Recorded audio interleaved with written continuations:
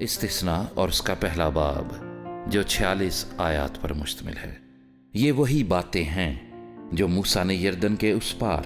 بیابان میں یعنی اس میدان میں جو صوف کے مقابل اور فاران اور توفل اور لابن اور حسیرات اور دیزہب کے درمیان ہے، سب اسرائیلیوں سے کہیں کوہ شعیر کی راہ سے ہورب سے قادس برنی تک 11 دن کی منزل ہے، اور 40ویں برس کے 11ویں مہینے کی پہلی تاریخ کو موسیٰ نے ان سب احکام کے مطابق جو خداوند نے اسے بنی اسرائیل کے لیے دیے تھے ان سے یہ باتیں کہیں۔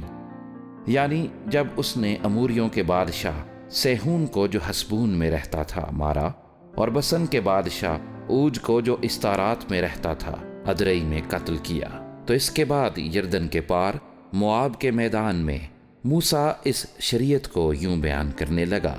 کہ خداوند ہمارے خدا نے ہورب میں ہم سے یہ کہا تھا کہ تم اس پہاڑ پر بہت رہ چکے ہو،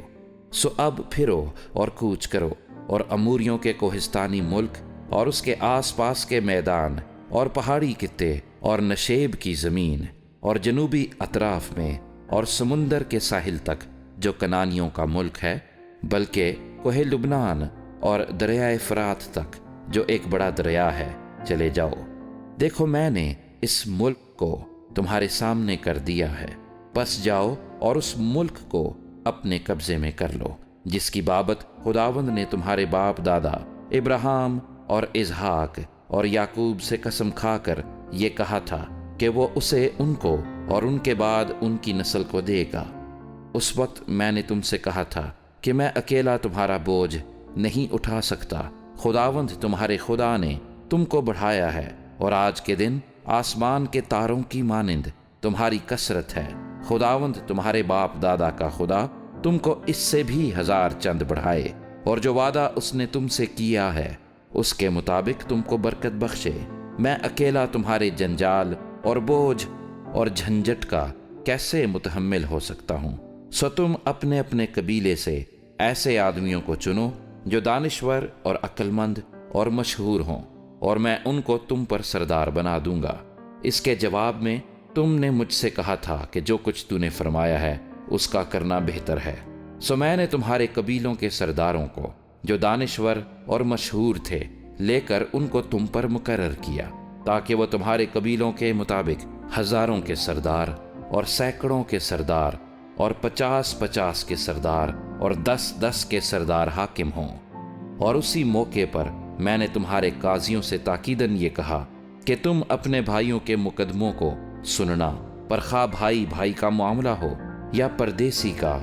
تم ان کا فیصلہ انصاف کے ساتھ کرنا۔ تمہارے فیصلے میں کسی کی روح رعایت نہ ہو، جیسے بڑے آدمی کی بات سنو گے ویسے ہی چھوٹے کی سننا، اور کسی آدمی کا منہ دیکھ کر ڈر نہ جانا، کیونکہ یہ عدالت خدا کی ہے، اور جو مقدمہ تمہارے لیے مشکل ہو اسے میرے پاس لے آنا، میں اسے سنوں گا۔ اور میں نے اسی وقت سب کچھ جو تم کو کرنا ہے بتا دیا۔ اور ہم خداوند اپنے خدا کے حکم کے مطابق ہورب سے کوچ کر کے اس بڑے اور ہولناک بیابان میں سے ہو کر گزرے جسے تم نے اموریوں کے کوہستانی ملک کے راستے میں دیکھا۔ پھر ہم قادس برنی میں پہنچے، وہاں میں نے تم کو کہا کہ تم اموریوں کے کوہستانی ملک تک آ گئے ہو، جسے خداوند ہمارا خدا ہم کو دیتا ہے۔ دیکھ اس ملک کو خداوند تیرے خدا نے تیرے سامنے کر دیا ہے، سو تو جا اور جیسا خداوند تیرے باپ دادا کے خدا نے تجھ سے کہا ہے تو اس پر قبضہ کر، اور نہ خوف کھا نہ ہراساں ہو۔ تب تم سب میرے پاس آ کر مجھ سے کہنے لگے کہ ہم اپنے جانے سے پہلے وہاں آدمی بھیجیں جو جا کر ہماری خاطر اس ملک کا حال دریافت کریں، اور آ کر ہم کو بتائیں کہ ہم کو کس راہ سے وہاں جانا ہوگا اور کون کون سے شہر ہمارے راستے میں پڑیں گے۔ یہ بات مجھے بہت پسند آئی، چنانچہ میں نے قبیلہ پیچھے ایک ایک آدمی کے حساب سے 12 آدمی چنے، اور وہ روانہ ہوئے اور پہاڑ پر چڑھ گئے، اور وادی اسکال میں پہنچ کر اس ملک کا حال دریافت کیا، اور اس ملک کا کچھ پھل ہاتھ میں لے کر اسے ہمارے پاس لائے، اور ہم کو یہ خبر دی کہ جو ملک خداوند ہمارا خدا ہم کو دیتا ہے وہ اچھا ہے۔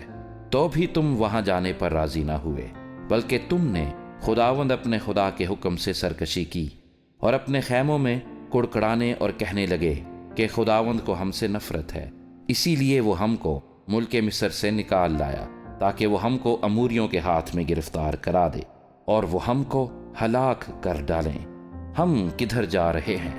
ہمارے بھائیوں نے تو یہ بتا کر ہمارا حوصلہ توڑ دیا کہ وہاں کے لوگ ہم سے بڑے بڑے اور لمبے ہیں، اور ان کے شہر بڑے بڑے اور ان کی فصیلیں آسمان سے باتیں کرتی ہیں۔ ماں سوا اس کے ہم نے وہاں اناکیم کی اولاد کو بھی دیکھا۔ تب میں نے تم کو کہا کہ خوف زدہ مت ہو اور نہ ان سے ڈرو، خداوند تمہارا خدا جو تمہارے آگے آگے چلتا ہے وہی تمہاری طرف سے جنگ کرے گا، جیسے اس نے تمہاری خاطر مصر میں تمہاری آنکھوں کے سامنے سب کچھ کیا۔ اور بیابان میں بھی تو نے یہی دیکھا کہ جس طرح انسان اپنے بیٹے کو اٹھائے ہوئے چلتا ہے، اسی طرح خداوند تیرا خدا تیرے اس جگہ پہنچنے تک سارے راستے جہاں جہاں تم گئے تم کو اٹھائے رہا۔ تو بھی اس بات میں تم نے خداوند اپنے خدا کا یقین نہ کیا، جو راہ میں تم سے آگے آگے تمہارے واسطے ڈیرے لگانے کی جگہ تلاش کرنے کے لیے رات کو آگ میں اور دن کو ابر میں ہو کر چلا، تاکہ تم کو وہ راستہ دکھائے جس سے تم چلو۔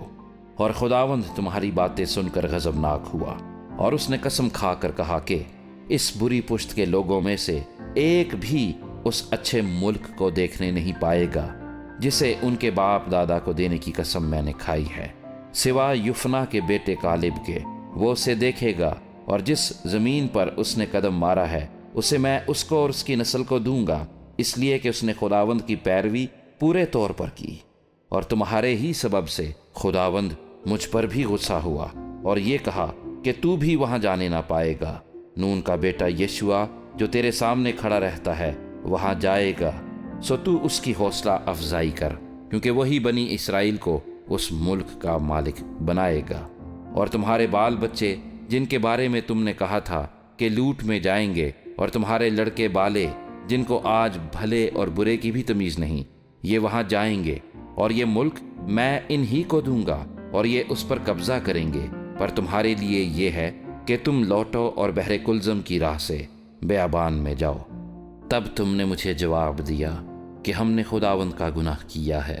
اور اب جو کچھ خداوند ہمارے خدا نے ہم کو حکم دیا ہے اس کے مطابق ہم جائیں گے اور جنگ کریں گے۔ سو تم سب اپنے اپنے جنگی ہتھیار باندھ کر پہاڑ پر چڑھ جانے کو آمادہ ہو گئے۔ تب خداوند نے مجھ سے کہا کہ ان سے کہہ دے کہ اوپر مت چڑھو اور نہ جنگ کرو، کیونکہ میں تمہارے درمیان نہیں ہوں، تا ایسا نہ ہو کہ تم اپنے دشمنوں سے شکست کھاؤ۔ اور میں نے تم سے کہہ بھی دیا، پر تم نے میری نہ سنی، بلکہ تم نے خداوند کے حکم سے سرکشی کی اور شوخی سے پہاڑ پر چڑھ گئے۔ تب اموری جو اس پہاڑ پر رہتے تھے تمہارے مقابلے کو نکلے، اور انہوں نے شہد کی مکھیوں کی مانند تمہارا پیچھا کیا، اور شعیر میں مارتے مارتے تم کو ہرما تک پہنچا دیا۔ تب تم لوٹ کر خداوند کے آگے رونے لگے، پر خداوند نے تمہاری فریاد نہ سنی اور نہ تمہاری باتوں پر کان لگایا۔ سو تم قادس میں بہت دنوں تک پڑے رہے، یہاں تک کہ ایک مدت ہو گئی۔